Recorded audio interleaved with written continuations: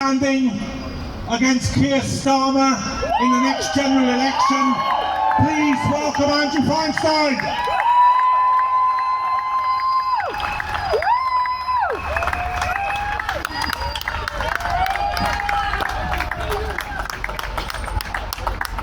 Thank you very much, and thank you for all being here. For the past 23 years, I've investigated, researched and written about the global arms trade. And all of that work was dependent on whistleblowers and sources.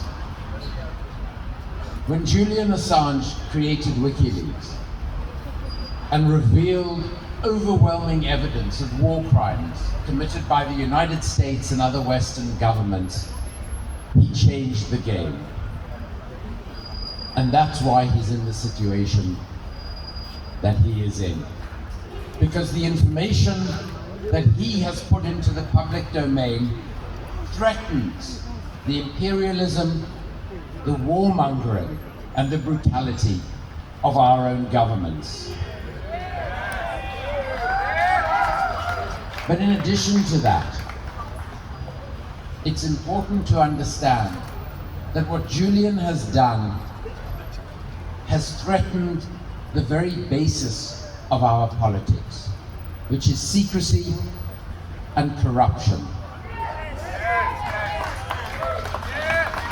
The global arms trade accounts for 40% of all corruption in all world trade.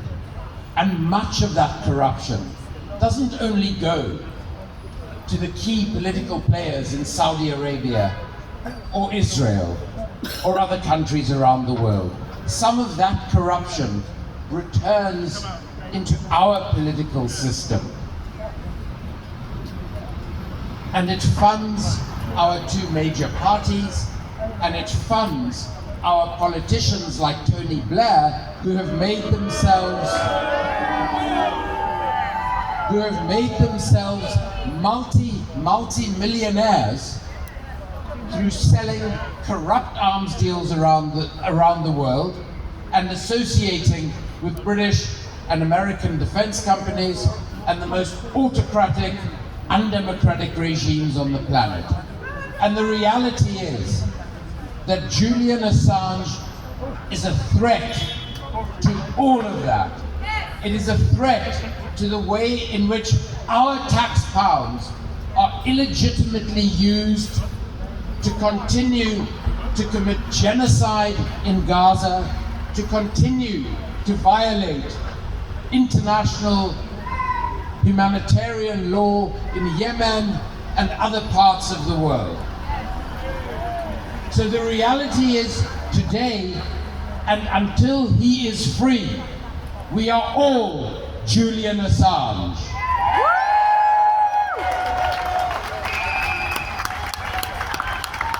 And if they continue to silence Julian, we will be his voice. Yeah. So we say to those judges today, we say to the governments of Britain and the United States of America, free the truth, free Julian Assange.